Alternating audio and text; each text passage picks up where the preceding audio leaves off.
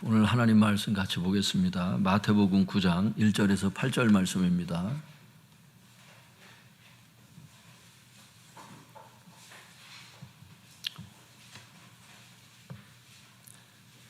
마태복음 9장 1절에서 8절 말씀 보겠습니다.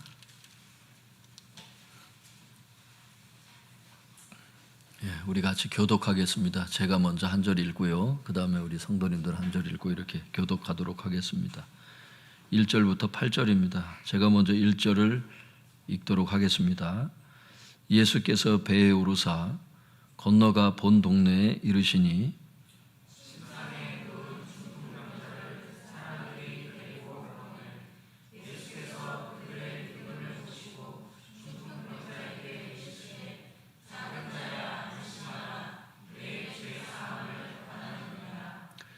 어떤 서기관들이 속으로 이르되 이 사람이 신성을 모독하도다. 예수께서 그 생각을 아시고 이르시되 너희가 어찌하여 마음에 악한 생각을 하느냐. 내 죄사함을 받았느니라 하는 말과 일어나 걸어가라 하는 말 중에 어느 것이 쉽겠느냐.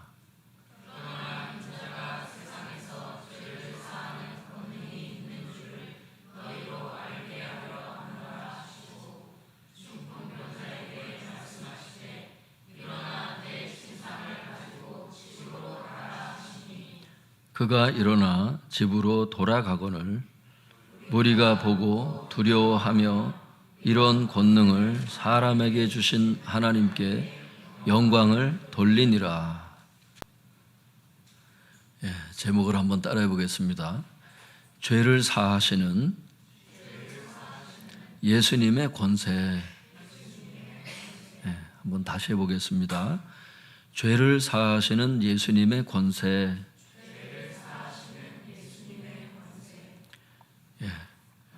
죄를 사한다는 말은 죄를 용서한다 이런 뜻이에요.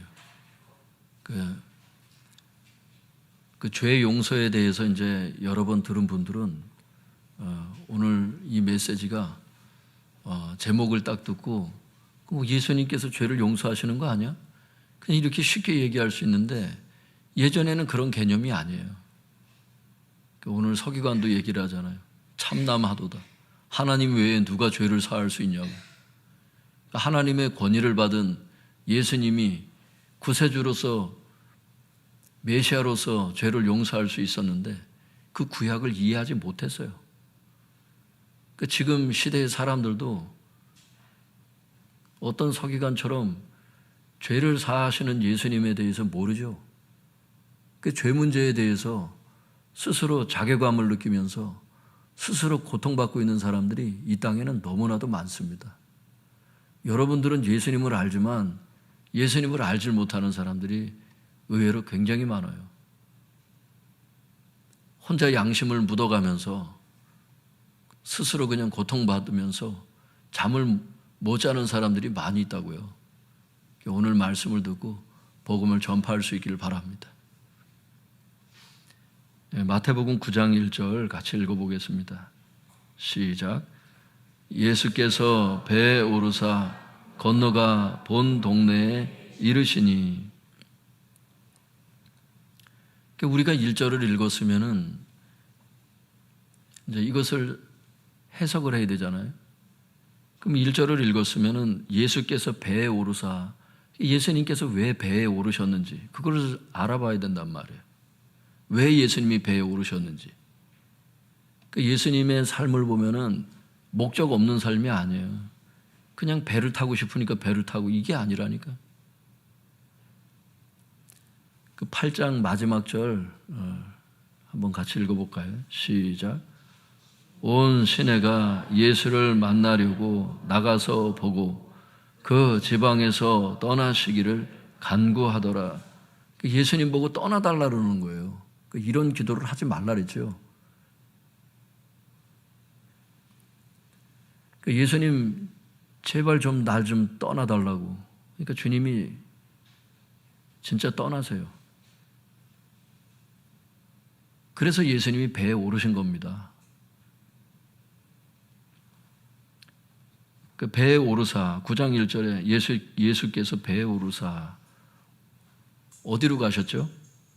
건너가 본 동네에 도착을 하셨다고 이렇게 말씀하세요. 그러니까 본 동네라고 하는 것은 가버나움을 얘기를 하는 거예요.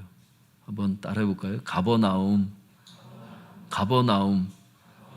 가버나움에서 여러분 그 나병 환자를 고치시고, 그죠? 베드로 장모의 열병을 고치시고 그렇게 하셨다가 지금 군대 귀신 들린 자 자유케 하시려고 건너오셨다가 거기서 반대를 하니까 다시 넘어오신 거예요. 그걸 머릿속에 그려볼 수 있다고. 그러니까 본 동네에 도착을 다시 하신 거예요. 그러니까 그곳에서는 예수님을 환영합니다. 여러분 복음을 전하거나 사역을 할 때 바리새인처럼 예수님을 배척하는 사람들을 자꾸 붙들고 시간 낭비하지 말아요. 여러분들을 싫어하는 사람을 자꾸 붙들고 사역하지 마시라고. 여러분들을 환영하는 사람들을 사역하세요. 그렇게 해도 평생 사람들을 다 못 만나. 예수님은 시간 낭비를 하지 않으셔서 예수님을 배척하는 사람들은 과거미 내려놓고 자기를 환영하는 사람들한테 가서 사역을 해야 될 거 아니에요. 한 사람이라도 더 살려야 되니까. 그래서 여러분 예수님도 하지 못한 일을 자꾸 하려 그러지 말고 성령님께서 인도하시는 대로 그 원하는 사람들 그 필요를 채우세요. 복음도 필요로 하는 사람이 있다니까. 그런 사람들을 찾아가셔야 돼. 자꾸 시간 낭비하지 말고 열매 없는 사람들 자꾸 찾아다니지 말고 돈 쓰고 시간 낭비하고 정력 낭비하고 의미 없어요, 여러분. 중보기도를 하시라니까. 언젠가도 말씀드렸잖아. 말을 듣지 않는 사람들이 있어요. 그 사람을 버리라는 게 아니고 고구마가 충분히 익어야 꺼내 먹잖아요. 익을 때까지 기다리라고. 성령의 불로 하나님께서 역사하실 때까지 중보기도하고 기다리라고. 기다려주라고요. 때가 되면은 나온다니까. 그 다 때가 있어요.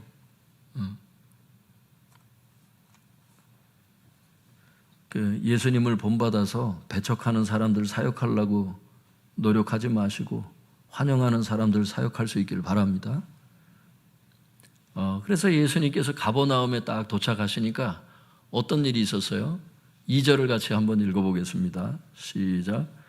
침상에 누운 중풍병자를 사람들이 데리고 오거늘 예수께서 그들의 믿음을 보시고 중풍병자에게 이르시되 작은 자야 안심하라 내 죄사함을 받았느니라.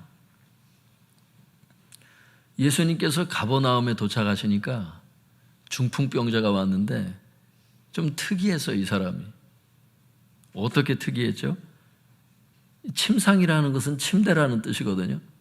이걸 찾아보면 침대에 누워있는 중풍병자를 침대째 그냥 이렇게 데리고 온 거예요. 이 사람을. 왜 그랬을까? 중풍병자니까 이게 몸에 마비가 생겼으니까 못 움직이니까. 그러니까 못 움직이니까 그냥 내버려 둔 게 아니고 그 주변에 좋은 사람들이 있었나 봐. 여러분 혼자 교회를 올 수 없는데 데리고 나오는 사람들 있죠? 그 좋은 친구들이죠. 중풍병자가 혼자 예수님께 나와서 이 사람이 믿음은 있었어요. 중풍병자에게. 예수님께 나아가면 예수님이 내 병을 고쳐주실 거라고 하는 그 치유의 믿음이 있었어. 그걸 어떻게 알 수 있어요? 본문에 나와요. 예수님께서 그들의 믿음을 보시고 이렇게 돼 있죠. 여기서 그들의 믿음이라는 게 중풍병자의 그 치유의 믿음, 그 다음에 중풍병자를 침대째 이렇게 데리고 왔던 주변 사람들의 그 믿음을 얘기를 하는 거예요. 이게 그 두 가지 믿음을 다 얘기하는 거예요. 이걸 연구를 해보면 그래.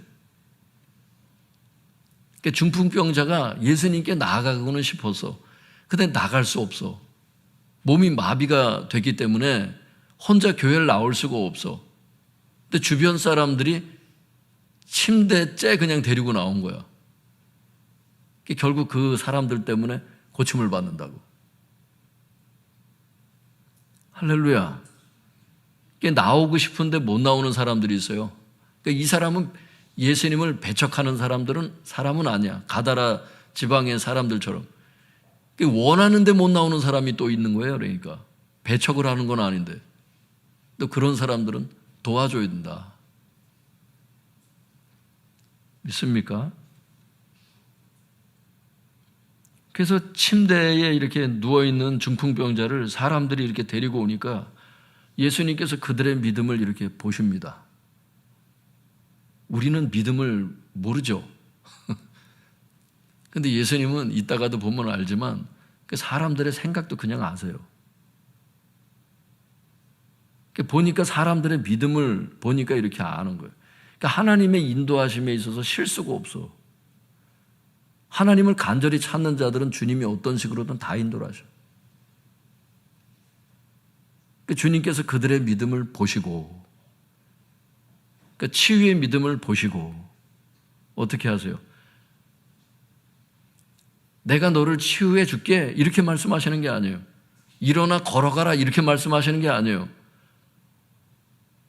고쳐줬으면 하고 데리고 나온 사람들, 그 사람들의 그 치유의 믿음을 보시고 주님께서 어떻게 고치시느냐 하면은 그 중풍병자에게 이렇게 말씀하세요. 내 죄사함을 받았느니라. 한번 따라해 볼까요? 내 죄사함을 받았느니라. 성도님들, 제가 이거 헬라어로 제가 그대로 번역을 해드릴 테니까 한번 들어보세요. 너의 죄들이 용서받는다. 이렇게 기록되어 있어요. 현재 시제로 되어 있어. 지금 예수님께서 막 이 사람의 죄를 용서해 주신 거야. 근데 이게 복수로 되어 있어요. 너의 죄들이 용서받는다. 죄들. 그러니까 예수님의 그 치유와 이 사람의 그 죄와 관계가 있는 거야. 이 사람의 이 중풍병의 질병과 이 죄들이 관계가 있는 거야. 이게 너의 죄들이 용서받는다 하는 걸 볼 때 세 가지를 알 수 있어요. 이 예수님의 죄사함의 선언을 통해서 세 가지를 알 수 있는데, 내 죄사함을 받았느니라. 이게 이제 죄사함의 선언이잖아요. 세 가지를 알 수 있는데, 첫째는 이 중풍병자의 경우는 질병의 원인이 죄들이라는 걸 알 수 있어. 죄들. 질병 걸린 모든 사람들이 다 죄 때문이다 이렇게 말할 수는 없어요. 성경에도 보면 그건 아닌데, 이 사람의 경우는 죄 때문에 질병이 온 거야. 근데 그거 어떤 한 가지 죄가 아니고 죄들이라고 돼 있거든요.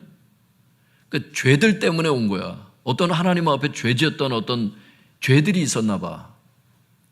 그 죄들 때문에 질병이 틈탄 거야. 이 사람의 경우는. 그게 중풍병에 걸린 겁니다. 이 경우에는 의사한테 가서 고침을 받을 수 없죠. 의사가 아무리 손을 대도 안 고쳐지죠. 이거는 죄가 용서를 받아야, 죄 문제가 해결이 돼야 질병이 고쳐지는 경우죠. 이것은.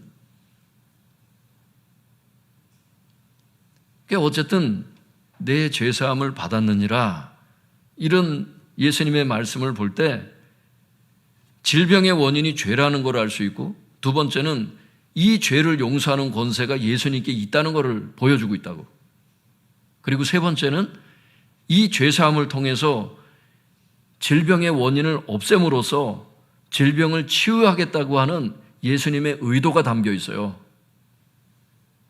이 짤막한 이 성경 구절로 세 가지를 알 수가 있다고. 할렐루야.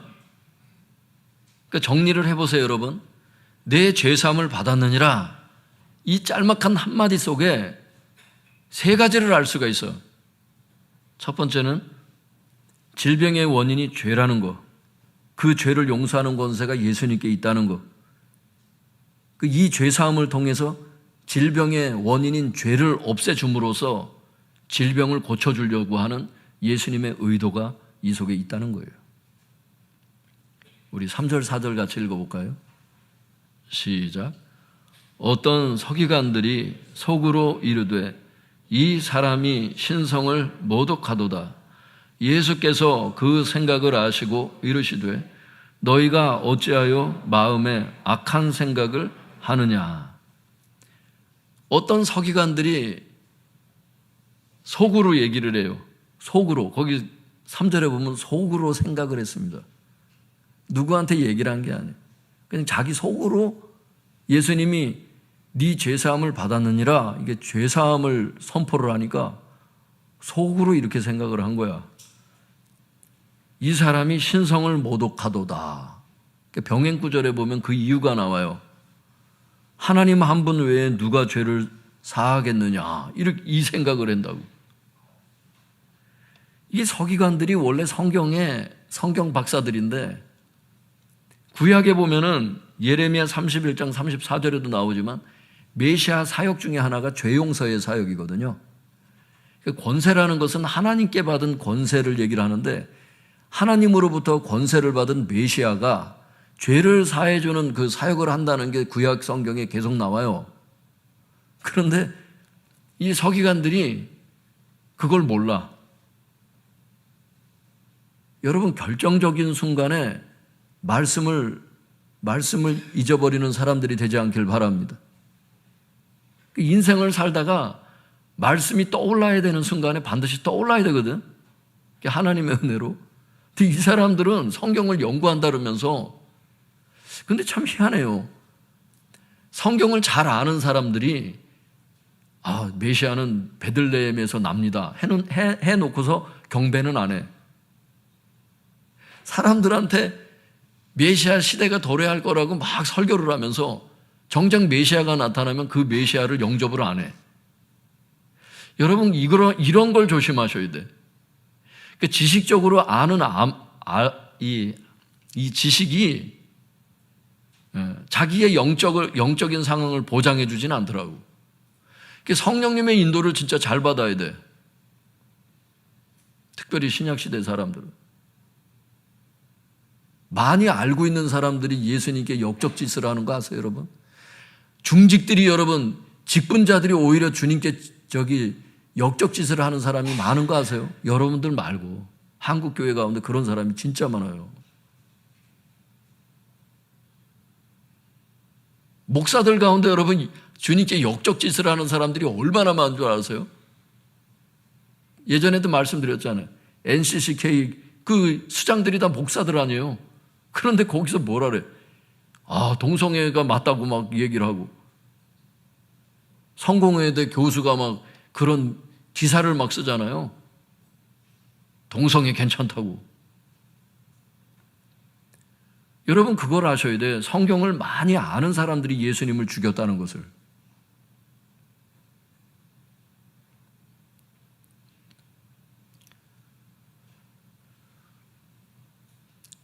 히브리어하고 헬라어를 잘 알면 성경을 잘 해석할 것 같죠. 그 사람들은 히브리어를 모국어로 쓰던 사람이야. 바리새인과 서기관들이. 그런데도 예수님을 죽여서. 지식과는, 지식이 필요 없는 건 아닌데 꼭 필요한데 잘 쓰셔야 돼. 그리고 항상 겸손하셔야 돼. 교만함은 하나님의 제낌을 받아요. 보면 성경에서. 하나님은 겸손한 자를 찾아오시더라고.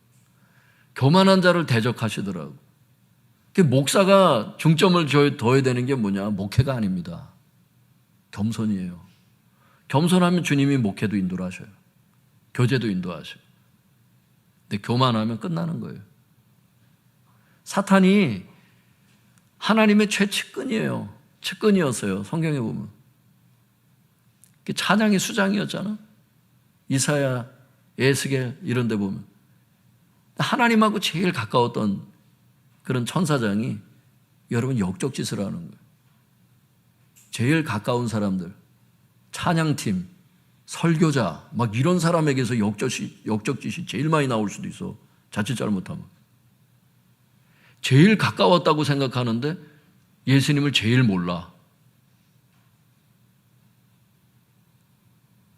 오늘 찬양팀 수고하셨다고 삼계정에 가야 되는데 오늘 삼계탕을 먹어야 되는데 오늘 찬양팀한테 뭐라 그러라는 게 아니에요. 제일 가까운 사람이 악한 짓을 할 수 있다고. 예. 주님께서 예전에 어디를 제가 이렇게 걸어가고 있는데 갑자기 그러시는 거예요.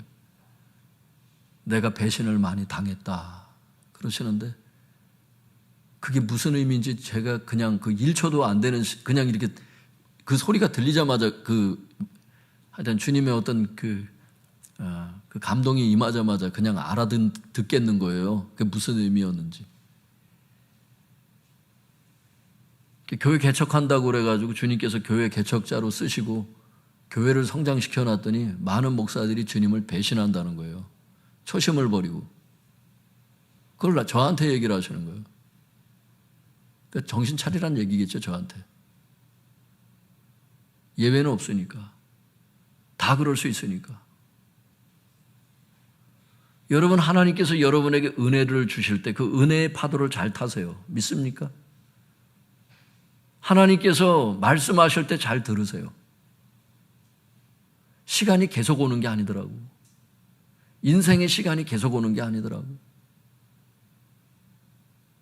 어느 순간에 그냥 하나님 나를 데려가실 수 있어. 그냥 갑자기 어려움이 올 수 있거든.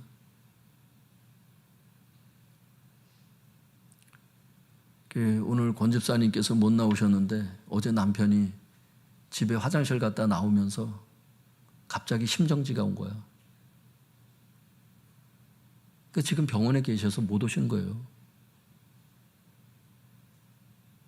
의식이 없어.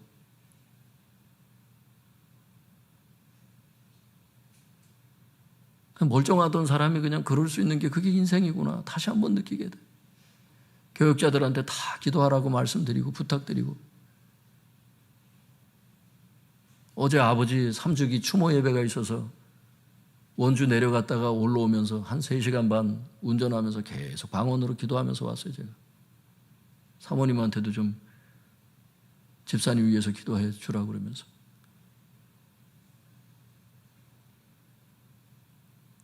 목숨이 계속 붙어 있는 게 아니에요, 여러분.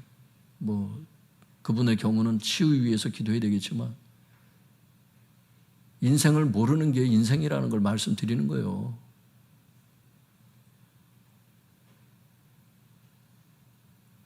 이제 56인데 글쎄 깨어나셔야지.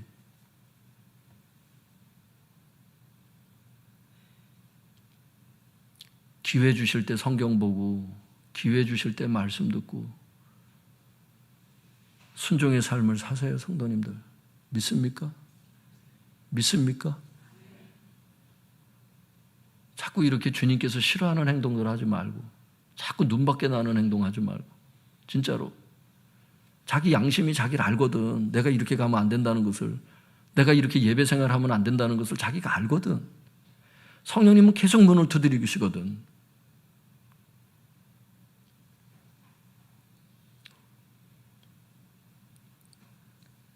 그래서 성도님들, 이 서기관들이요, 성경 박사들인데 예수님이 메시아인 걸 모르고 참남하노다, 신성 모독을 했도다 그러면서 예수님을 비판하는 겁니다, 이게 지금. 그러니까 예수님께서 뭐라 그러시냐면 4절 같이 읽어볼까요? 시작. 예수께서 그 생각을 아시고 이르시되 너희가 어찌하여 마음에 악한 생각을 하느냐. 서기관들은 속으로 생각했는데 예수님께서는 그 생각을 아셔.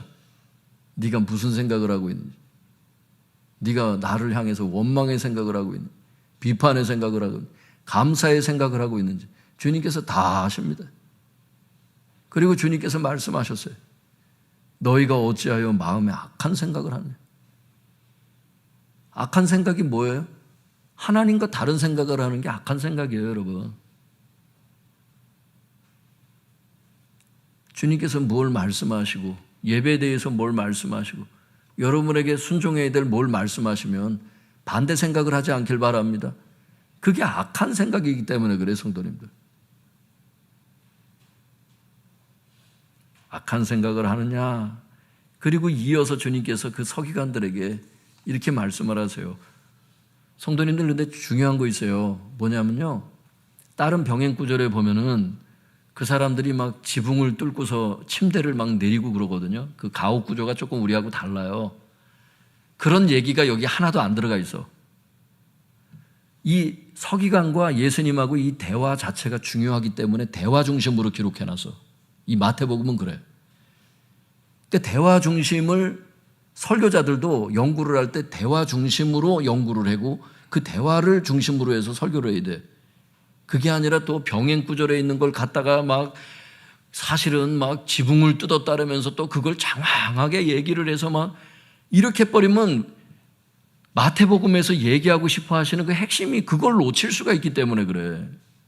그 성경이 같은 한 사건을 이쪽에서 비춰진 기록이 있고 이쪽에서 본 기록이 있고 이쪽에서 본 기록이 있고 이래요. 그래서 마태, 마가, 누가, 요한 4개가 다 복음서지만 내용이 다 달라. 왜 다르냐고, 성경이 잘못된 거 아니냐고. 여러분 다시 보세요. 하나님이 그걸 왜 그렇게 기록해 놓으셨는지. 성경을 면밀히 보셔야 돼요. 짧은 머리로 그냥 이렇게 쓱 지나가면서 이게 잘못된 거 아니야? 이러지 말고. 여러분, 하나님의 말씀은 1.1획도 실수가 없으신 것을 알 수 있길 바랍니다. 성경을 연구하면서 제가 정말 느끼는 것은 인간의 지식이 부족해서 그렇지 하나님의 말씀은 여러분 틀림이 없다.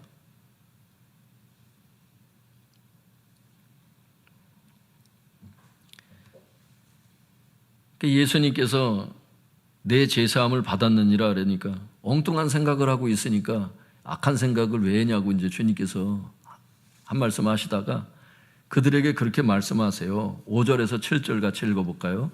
시작.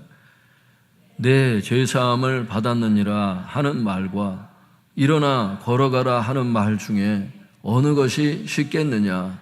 그러나 인자가 세상에서 죄를 사하는 권능이 있는 줄을 너희로 알게 하려 하노라 하시고 중풍병자에게 말씀하시되 일어나 내 침상을 가지고 집으로 가라 하시니 그가 일어나 집으로 돌아가거늘.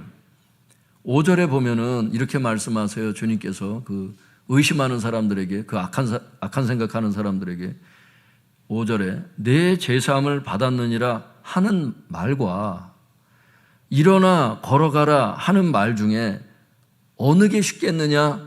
어느 게 쉽다는 거예요, 지금? 어떤 게 어렵다는 거예요? 어떤 게 쉽다는 거예요? 내 죄사함을 받았느니라 하는 말이 더 쉽다는 겁니다. 왜? 죄사함은 눈에 안 보이니까. 중요한 것이긴 하지만 눈에 증명은 안 되니까. 그건 하나님만 아시니까. 상대적으로 너희들한테 그게 쉽다는 겁니다. 그런데 이에 비해서 일어나 걸어가라 하는 말은 상대적으로 더 어렵죠. 왜? 일어나 걸어가라 그러면 치유의 증거가 눈에 실질적으로 보여야 되기 때문에. 하지만 주님께서 더 어려운 걸 해주겠다는 거예요. 그래서 6절에 뭐라 그러세요? 사람들이 더 어렵다고 생각하는 일, 즉 중풍병자의 질병을 치유하심으로써 자신에게 죄를 사하는 권세가 있다는 것을 알게 하시려고 중풍병자에게 이렇게 말씀하셔요. 일어나 네 침대를 가지고 집으로 돌아가라. 그러자 7절에 중풍병자가 일어나가지고 자기 집으로 돌아가는 겁니다. 여러분, 침대를 들고 자기 집으로 돌아갈 만큼 완치가 된 것을 알 수 있기를 바랍니다. 이걸 사람들이 다 지켜보고 있는 거예요, 지금.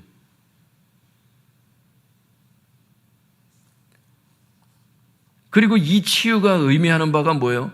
예수님의 죄사함의 권세로 인해서 그 사람의 질병이 원인이 되었던 그 죄들이 다 용서받았음을 의미한다는 것을 성경이 지금 다 증거하고 있는 거라고. 요약을 하면은 이거예요.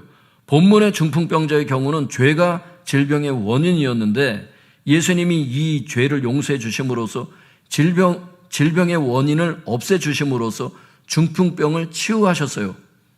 이로써 예수님은 죄를 사하는 권세가 당신께 있음을 증명을 하시는 이런 식으로 지금 기록이 되어 있다고. 그래서 대화가 중요한 거예요. 그래서 그 대화 중심으로 그래서 마태복음은 기록했다고. 왜? 예수님을 메시아라는 것을 9장까지 계속 그걸 증명해야 되기 때문에.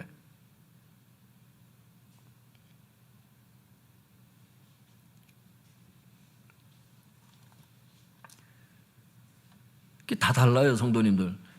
귀신 만나는 것도요, 가다라 지방 귀신 만나는 것도 어떤 복음서에서는 귀신 한 사람만 만난 걸로 돼 있다고. 학자들은 얘기하죠. 주로 그 대화했던 그 사람 중심으로 기록한 거다 얘기를 하죠. 근데 마태복음은 두 사람을 다 기록했거든. 증인의 숫자잖아요. 그 두 사람이 확실히 증인이라는 거예요. 그런 신학적인 관점도 있다는 것을 알 수 있길 바랍니다. 마태복음을 열심히 읽으시고 마가복음을 열심히 읽으세요. 누가복음, 요한복음도 계속 읽으십시오. 비교해서 같이 보시면 여러분 또 하나님이 보여주시는 눈이 열리는 것을 알 수 있길 바랍니다. 성경을 많이 읽으셔야 돼. 학생들 성경 많이 읽으세요. 하나님의 말씀에 이제 하나님께서 은혜를 주시면 시간 가는 줄 모르고 계속 보게 돼. 하나님께서 저에게 고등학교 때 은혜를 주셨어요. 아버지가 보시는 그 주석책, 그 요한계시록을 빼서 이렇게 읽는데 요한계시록에 제가 그냥 빨려 들어갔어요. 책을 읽다 보면은, 주석책을 읽다 보면은 아버지 새벽기도 가실 때가 다 되셔서 아버지가 나오셔서 같이 새벽기도 가고 막 그런 날들이 막 여러 날들이 이렇게 지나갔다고. 그 고등학교 때 하나님이 나에게 은혜를 주신 거예요, 그게. 그리고 아버지 돌아가시고 그 아버지 사용하시던 주석책을 어머니가 나에게 물려주시더라고요. 그래서 돌아가신 다음에 그 주석책을 제가 가지고 제 서재에 지금 꼽혀 있고 여러 주석책 중에 하나로 같이 보고 있어요. 거기 보면 막 아버지 친필로 막 쓰고 막 줄 긋고 형광펜 긋고 막 총알 붙이, 아버지도 총알을 사용하셨더라고. 포스트잇 막.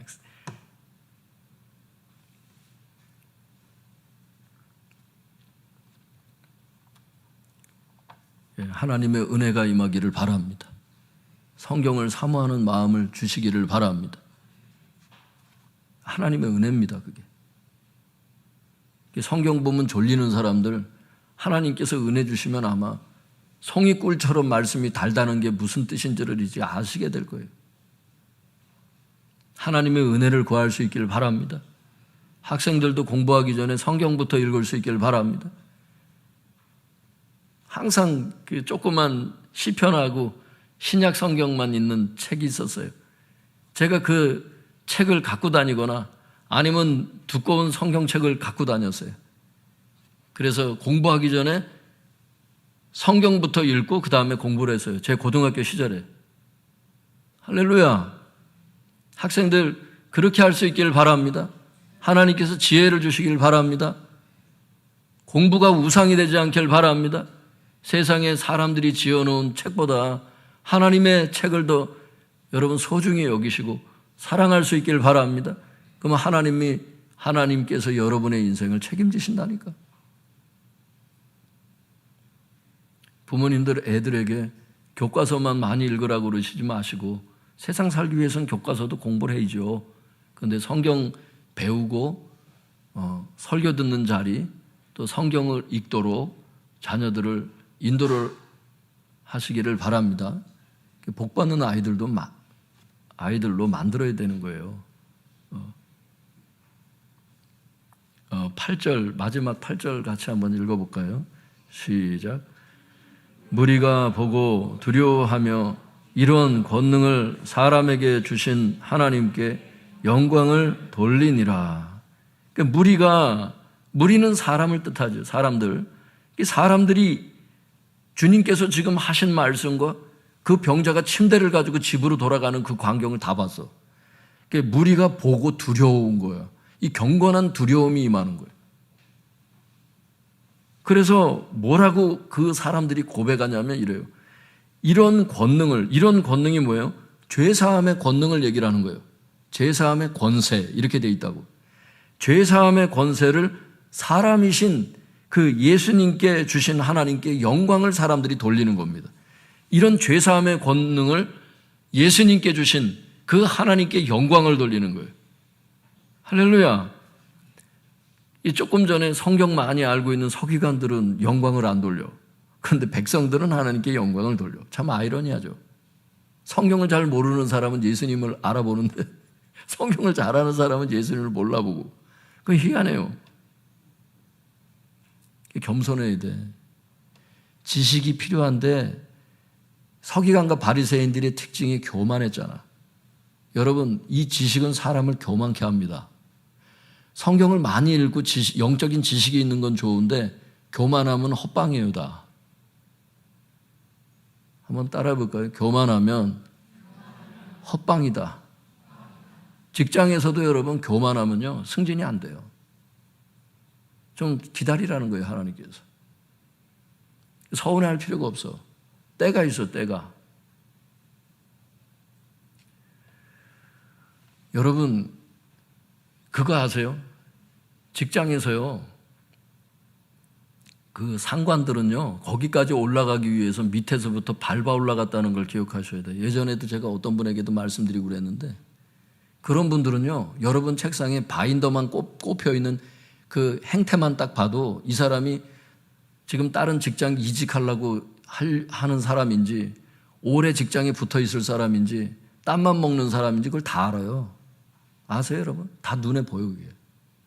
왜냐하면 다 밟아 올라갔기 때문에 그 사람의 특징 몇 가지만 나타나도 저 사람의 마음 상태가 이렇게 좀 어느 정도 그냥 짚혀요. 제가 예전에 직장 생활하는 분들이 와서 저한테 상담을 하거나 그럴 때랬어요. 성경에서 말씀하신 대로 까다로운 자들에게도 그 권위에 순복해라고. 그 사람들을 정말 존중하라고. 그 사람들은 그냥 그 자리까지 올라간 게 아니라고. 목회도 그래요. 제가 전도사, 교육전도사, 전임전도사, 부목사, 또 교회 개척하면서 주님께서 이 시간들을 지금 다뤄오셨잖아요. 그래서 죄송한 말씀이지만 이렇게 목회자들을 이렇게 보면은 그냥 하나님께서 그런 걸 이렇게 보여주시는 것 같아요. 그냥 알아요. 100%는 몰라도 그 영적 상태가 이렇게 보인다고. 그래서 어떤 걸 권면하거나 이렇게 할 때가 있죠. 필요하다고 느낄 때. 어떤 경우는 그래요. 말씀을 드리면 제가 어떤 면에서 그렇습니까? 그러면 제가 꼭꼭 집어서 다 얘기해 줘. 그런 경우가 몇 차례 있었지.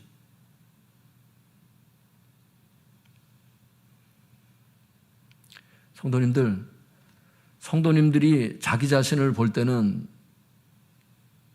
이 자기 자신을 보는 것과 하나님이 나를 보는 그 차이가 많이 있을 수도 있다는 것을 아셔야 돼요. 하나님의 말씀이 거울인 것을 알 수 있길 바랍니다.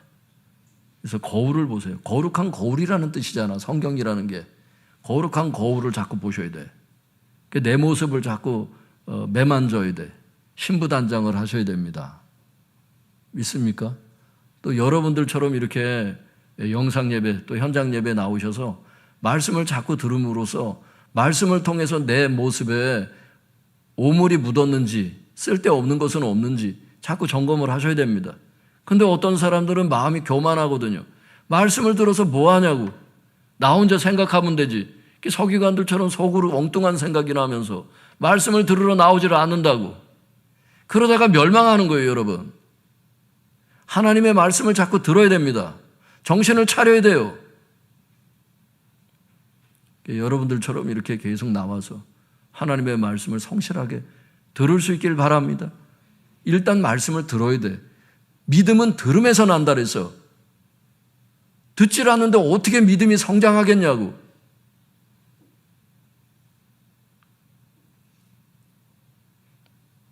설교를 들을 수 있길 바랍니다. 그래서 믿음이 성장할 수 있길 바랍니다. 믿음이 커야 여러분 시냇가에 심은 나무가 같이 뿌리를 깊게 내려서 폭풍이 일어도 여러분 흔들림이 없어요. 말씀에 뿌리를 내리라는 말씀이에요. 시편 1편이. 말씀에 뿌리를 내리지 않으면 어떻게 되느냐. 헛방이 된다는 거예요. 다 쓰러진다는 거예요.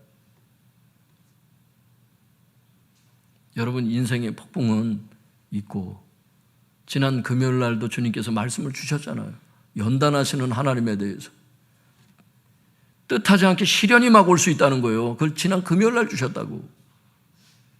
여러분 우리 믿음이 흔들릴 수 있다니까. 미래는 모르지만 하나님은 미래를 아시고 미리 말씀하셨잖아. 금요일 날도. 말씀을 들어야 돼요, 여러분. 빠지지 말고 들어야 준비를 한다니까. 믿습니까?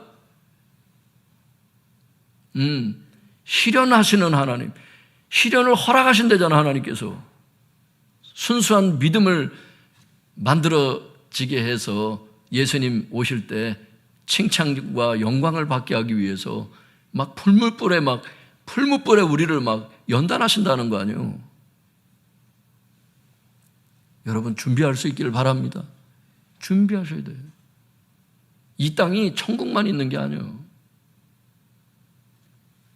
환난도 있다니까.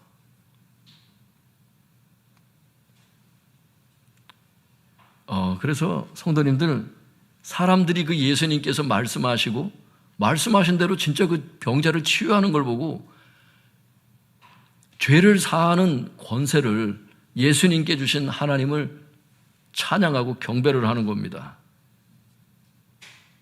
그래서 결국 이 사도 마태가 말하고 싶은 게 뭐냐면 예수님만이 구약에 예언된 죄를 사하는 메시아다. 이거를 지금 이 사람들의 입을 통해서 지금 증거하고 있는 거예요. 여러분 예수님은 죄 문제를 해결하시는 분인 것을 알 수 있기를 바랍니다. 여러분 가운데 이 죄 문제에 걸려있는 분들, 예전에 죄를 용서받았으나 또 죄를 지어서 지금 무거운 마음을 갖고 여기 오신 분들이 있다고. 예수님 앞에 나가서 여러분 죄사함을 받을 수 있기를 바랍니다. 혹은 어떤 분들은 나는 무슨 죄를 지었는지 모르겠습니다 하는 분들이 있어요. 주님의 그 빛을 통해서 죄를 깨닫게 해달라고 기도할 수 있기를 바랍니다. 오늘 이 말씀이 어떻게 적용되어야 되는가 하면요, 병원에 갔는데도 질병이 치유가 안 되는 경우가 있어. 기도를 했는데도 치유가 안 돼. 그런 것들 중에는 죄가 원인이 돼서 질병이 온 게 있다는 거예요. 모든 질병이 다 죄 때문은 아닌데 그런 경우가 있다는 겁니다. 오늘 말씀의 핵심이. 그런 경우에도 하나님 혹시 저에게 있는 질병이, 그 질병의 원인이 죄들 때문이라면 그 죄들을 비춰달라고. 그 회개하고 그 죄를 끊어야 됩니다. 믿습니까? 그러면 하나님이 치료하시는 것을 믿을 수 있기를 바랍니다. 의사 찾아다닌다고 되는 게 아니에요. 죄 문제 때문에 온 질병은 예수님의 사함을 통해서만 해결이 된다는 거예요.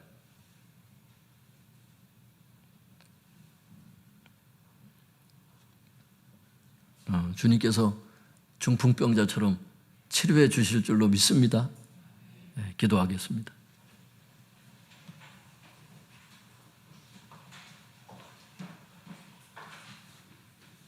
우리 주여 주여 부르짖고 우리 통성에서 같이 기도하겠습니다. 주여